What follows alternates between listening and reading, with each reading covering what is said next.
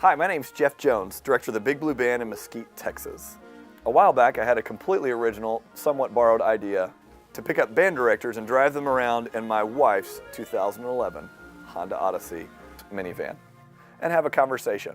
This is Maestros and Minivans. Today we continue our conversation with Dr. Frank Ticheli. Dr. Ticheli has served on the faculty of the University of Southern California Thornton School of Music for over 25 years and has served as the composer in residence for the Pacific Symphony. You know, it's kind of an interesting place here. We have so much music. I'm sure we have, I can't begin to guess how many of your titles we have. Well, here I'm sitting right here by the T's. Oh, sure. Let's TH, TO. You have not TH and you go skip to TL, so there's no Ticheli here. I see, yeah. It's alphabetical by title. Oh. You're right, didn't we? I think we did it. Okay. Yeah, yes. So So by don't, title. I can't begin to imagine, but we shouldn't look to see exactly how Okay. many. Good. Okay.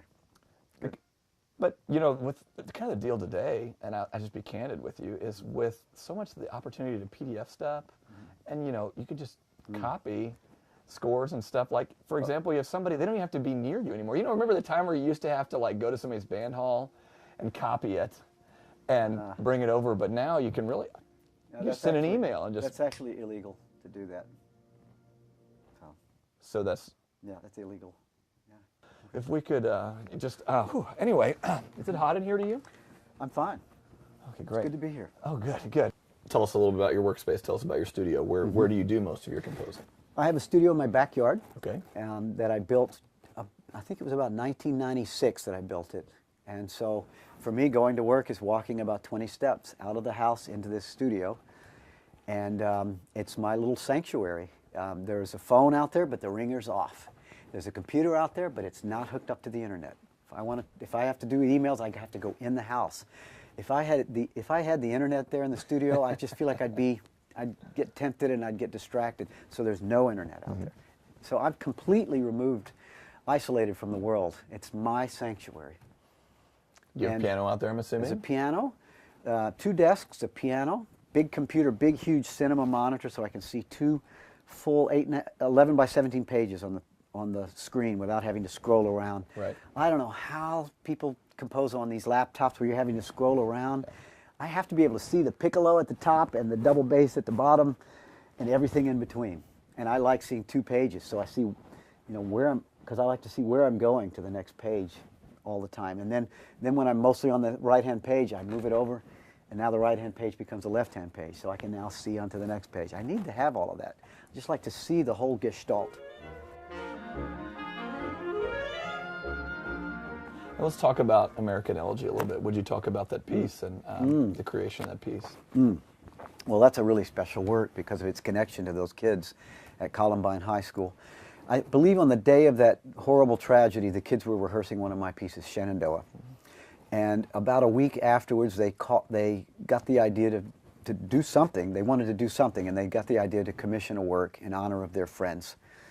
And all they said to me was, we don't want a piece that would relive the tragedy in any way. We just want something about hope. And that's pretty much all they said to me. And so I was really honored to compose the piece. As I was composing it, I thought it would be nice if I could somehow connect this piece to the school in a more powerful way. It'd be great if I could quote their alma mater. And so I called them and asked if they had an alma mater that I could quote, and they said, we don't have one.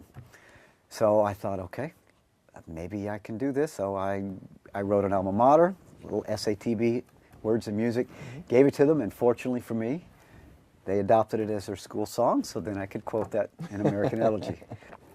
Obviously a really emotional work, I'm assuming, to work through and help those kids with. But it seems like a lot of the stuff that you've been commissioned to do, like Shenandoah, similar vein, how do you try to capture the spirit of that without becoming overcome or overwhelmed yourself in all of that? Well, I mean, first of all, it's a privilege we have as composers that we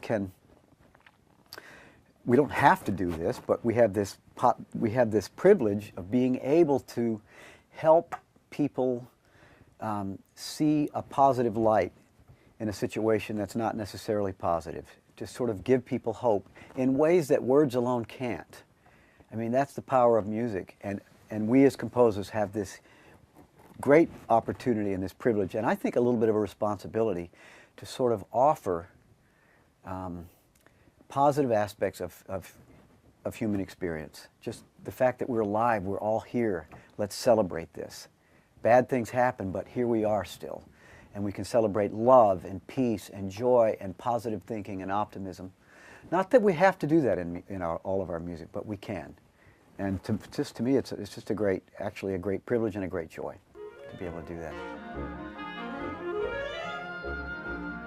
There was a time in my life when it bothered me, this sense of, because year after year, you'd think I'd get better at this, and every time I start a new piece, I just feel like a beginner every time I start a new piece. And so there was a time in my late 30s when I just almost got paralyzed by the self-confidence issues and just the sense of why is it not flowing? And it just about stopped me, the stress of it all. And you know, thank goodness I've finally come around to realize that that's just part of the process. You have to have these days and weeks sometimes where nothing is flowing. And eventually this is why I guess it takes time, because after you've written as much as I've composed, you realize every time this happens and every time I finish the piece. So I guess I can keep doing this. So it takes a while. So for younger composers, when they come to me and say things like, oh, I compose more slowly than every composer I've ever met, or I can always come up with an idea and I don't know what to do with it, they act like they're the first person who's experienced this. Every single composer has experienced this and continues to experience it.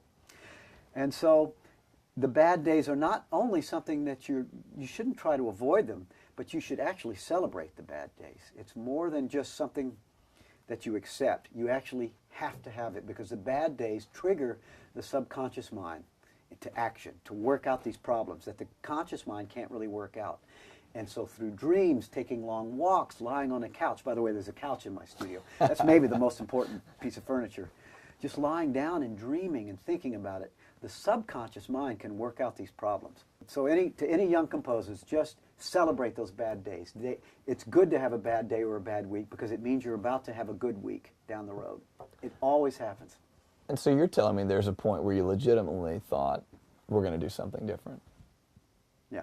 Frank Ticheli's going to do something different. Oh, yeah. Well, I didn't know. I mean, it was just a crisis poem. I don't know. I could do your taxes. I don't know. Tell me, list some of the pieces you've composed to this point. Do you kind of have a breaking point where you know where this was, and you can kind of tell us what had you already written before you got to this place? It was right around the Blue Shades period. And Blue Shades did not come easily. That was one of the most difficult works for me to find. It's only a 10-minute piece, and it took me more than a year. I was late on the commission. It was a consortium of 30 bands, and I was a year late. I'm almost never late with commissions. Maybe a little late, but I'm never late like that. Right. But I couldn't find the piece. This would have been mid-90s, right? About 96, somewhere in there. And 95, 96. Couldn't find it. And I kept tearing up the piece. Like I'd start it, think it's going to go, and then I would tear it up and start over. And it took me the better part of a year. And when I finally found it, it just seemed so obvious. It was right in front of my nose. I mean, it's Blue Shades. It's obvious to me now. Right. But at the time, it wasn't. I had to sort of make this long, painful journey, torturous journey. But it was a circle. It was like a full circle, because when I finally found it, there it was right in front of my nose. But I wouldn't have found it if I hadn't made that journey. So that's an extreme case, and it was around that time when I was starting to have a lot of self-doubts. Ironically, though, that piece is done pretty well. I'm glad I wrote it. I'm glad I stuck it out, because it's done well. But at the time, I felt completely really like a failure, like I couldn't find this piece. But what's interesting, what made it finally work was not finding more music, but the eraser was the way I found Blue Shades. Because if you know the bass line during the stand-up clarinet solo, bum bum bum bum bum bum bum bum bum, that thing, and the marimba, bumpy bumpy bumpy bumpy bumpy, that thing that goes. Well, I was trying to do that for the whole piece. That was part of the problem with Blue Shades, and it was oversaturating the texture, having this, because I was thinking walking bass line, but it was oversaturating the texture. And when I just one day just got lucky, one day I thought, what if I took that and just broke it up? So I turned that bum bum bum bum bum bum bum. I turned that into simply rest bum bum bum bum bum bum bum bum bum bum bum bum bum bum. All this air now, all this space now. And it opened the window for other people to sort of make these little sforzandos and these little entrances here. And it also, by going, boom, boom, I'm in 2/4, but I'm conducting in 3, the piece is in 3, but the bass line, boom, boom, boom, boom. You got 2 against 3. That was cool. That opened up a lot of possibilities. Now, then one other thing, it's in minor down there, boom, boom, ba, do, me, minor mode, but above it, do, da, da, da, da, major mode, da, da, dee, da, da, da, da, boom. Bum, da, da, dee, da, dee, dee. Major mode up there, minor mode. So I had not only a polyrhythm, 2 against 3, but I had polymodal, major against minor. And what did I tell you early? What do you need in a piece of music? You need opposition of forces. All of a sudden, by putting these air spaces in, I found all this opposition that helped me drive the piece forward. Now, can you teach that? No way. I can't learn that from a book. It has to almost happen by accident, and it takes patience. And it takes a little bit of courage. You have to have the courage to stick with something, and the faith in the knowledge, and just the fact that the idea will eventually come. It took a long time, but again, so I don't know how I did that. There's no way to teach that to someone else, and I can't do it again because now Blue Shades is done. I've got to start over now. I'm about to write a new piece now. I'm a beginner again until I find the universe that piece occupies. And it takes a long time, often takes a long time, to find the universe that the piece occupies. That's the scary part, and that's where you need the courage. You know, I'm mentioning the 90s was a tough period, but then I hit this great period in the aughts, the 2000s, where it's just the pieces were just flowing. And so there was this, you never know when this is going to happen, by the way. It's like a stray cat. Inspiration visits you when it wants, and it's like a stray cat. It just shows up. And, you know, nurture it when it's, put the milk out and nurture it. And then it's going to go, it may go away. And you just should be thankful that it was there when it was there. So I hit that period in the aughts where it was just flowing. Well, and obviously, I mean, you're a fantastic composer. You're talking, most of the folks that are watching this right now are really glad it's on the internet, because I'll show you on the other screen, they've got Google open and they're following you talking about major modes and this over this. And, you know, overlaid here, we all have to have a map to follow along with what seems so ingrained to Frank Ticheli. So basically, am I grasping from this that, I mean, you just always knew you were going to be a composer, and it was just obvious that that's where you were going to be? You were drawing on the wall? Your mother kept yelling at you for drawing on the wall? Oh, no, not at all. I thought I was going to be a trumpeter, a jazz trumpeter. Okay. I mean, I played trumpet in the Berkner High School Band right down the road here in Richardson, Texas. My band director was Bob Floyd. The assistant was Jerry Brumbaugh. And I had just moved from Louisiana, a fairly modest program in Louisiana, where I started playing trumpet. And we moved here to Richardson. All of a sudden, I'm in this sort of powerhouse program where we're suddenly playing this music that I had no idea existed. Things like Hindemith Symphony, Dolcefinetta, Rocky Point Holiday, all these things that were just turning on my 14-year-old heart, just lit a fire in my belly. I had no idea, and I thought, wow, I want to be able to do this. I want to write music like this. That was the first thing. But another thing that happened, the assistant director, Jerry Brumbaugh, he came up to me one day and said, Frank, you know, you're an okay trumpet player. You're pretty good. And he kind of did this, because I was first chair by my senior year. But let's be clear, you were first chair of the Berkner High School Band in the 1970s. By my senior year, though. Underneath Bob Floyd, and you were Floyd. Okay, by the world standards. Well, so carry on. They could tell this guy's not going to be principal in the New York Phil. Okay. So he said, you're an okay trumpet player. But, Frank, your ears, you've got the ears of a composer. And I didn't know that at the time. When you're a kid, you don't think about that kind of thing. And I was lifting things off records, just jazz like Maynard Ferguson and Stan Kenton, and just jazz that I loved. I was lifting it off records, and I'd show it to them.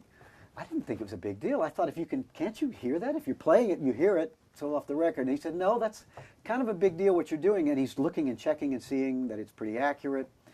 He says, if you can do that, you might want to think about composing, because this is the kind of thing a composer needs to have, is the ear. So he started steering me. So I have never forgotten that, because he put that also on my radar as a possibility, composition. So I guess all these years later, what I want to say to other music educators is look for those other kinds of talent. Talent, yes, is manifested through the instrument. You find that all the time, and that's a more obvious kind of talent. Mm-hmm. This kind of talent is not as obvious. It doesn't scream out at you. You have to be very sensitive to it. So just don't forget, musical talent is manifested in more than one way. Really important, because you don't know who's out there in your band. It might True. not be your first chair player. It might be someone in the middle of the section who just happens to have the ears, the kind of ears you need to create music, and the creative bent as well. So the composition contest is a huge piece of that puzzle for you. How else are you looking for ways to invest in a younger group of composers? Yeah, well, that's been a powerful one, because we've found music that wouldn't have otherwise been discovered. And all over the world. I don't remember how many countries, 40-odd countries from all over the world. So just being able to uncover and encourage this young talent, it's been a huge source of satisfaction for both me and my publisher. And I should give credit to my publisher. It was his idea originally to do this. I'm at a point in my life where giving back is far more satisfying than trying to climb some some career ladder. I'm done with all of that. I want to give back in the time I have left as much as I can. I've endowed a scholarship at USC just for young composers. It's not much. I'm not that wealthy. It's a small scholarship, but it's a scholarship, and after I'm long gone, that scholarship will always be there, and that just makes me feel good to know that in perpetuity, some young composer in the next generation and the generation after that is going to be, benefiting from this little gesture. Yeah. So much of the tone of your conversation has been about confidence. The confidence to start this idea of composing, the confidence to keep going, the crisis of confidence that you were dealing with, in your 30s when you're already really a prolific composer. What is your advice here? How do we get that level of confidence to keep moving forward? Well, there are two things that come to mind. People who are suffering with that, they're often forgetting the main reason we get into music in the first place, and it's fun. It's joy. It brings us joy, and it's fun. And we sometimes forget that when we get into all of this sort of stressful stuff. But to answer your question, I want to go even farther back than my 30s, all the way back to my graduate school days, if I could. Sure. I was a student at the University of Michigan, just finishing my master's degree. I was in my apartment. My roommate's sitting right across from me. He's also a composer, a guy named Mark Kilstoft, a really successful composer. We're in our 20s, just finishing the master's degree, and I said to him, I think I'm going to get out of music. And he said, why? And I said, well, I'm not even the best composer here at the University of Michigan. How in the world am I going to make it out in the real world? It's impossible. I'm not even the best here. And he, 24, remember this, we're 24 years old, because this is a lot of wisdom, I think. He said to me, Frank, that is the stupidest reason, that's his word, stupidest reason to get out of composing. You don't compose to be the best. That's not why we compose. He said to me, you compose because you're Frank. I'm Mark. The guy you think's better than you is John. And each of us brings something different to music because we're all unique. Nobody can compose music exactly the way you do, Frank. You need to celebrate that. So your bigger challenge is to find out who you are, not to be the best. And so I constantly remind composers of that it's not about, we get caught up in this competition thing. And I constantly remind composers, it's all about who you are. You need to find out who you are. And that's true for performers as well. Every performer has to deal with this as well. It's not, yes, it's competitive, and you want, in this first chair, and in this state, there's a lot of competition. We forget this far more important value, which is we're all unique. Let's be the best we can be, but let's not make being the best our goal. Let's celebrate who we are, and let's bring whatever is unique about ourselves to this beautiful world of music. If we do that, we're doing music a far greater service. Well said. And I really appreciate that a lot. I appreciate you being here to spend some time with us today. We've had an awesome time having you here on Maestros and Minivans, and so enjoyed it a lot. Thank you so much for making time to be with us today. Yeah.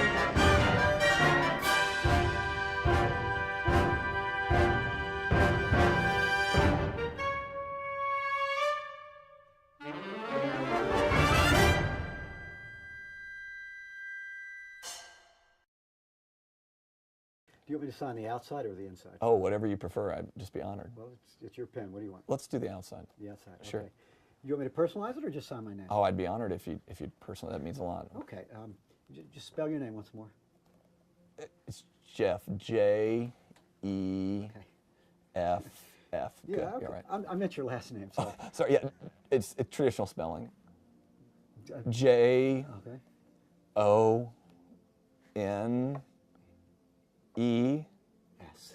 Okay. Right. Some Jeffs, some of them spell it Oh, with G. sure, yeah, the giraffes, they do, yeah. Okay, there you go. Thank you. Now, don't go selling this on eBay, please. No, we're going to make copies of it and send that out. Right. The copies. You're not smiling, you're serious.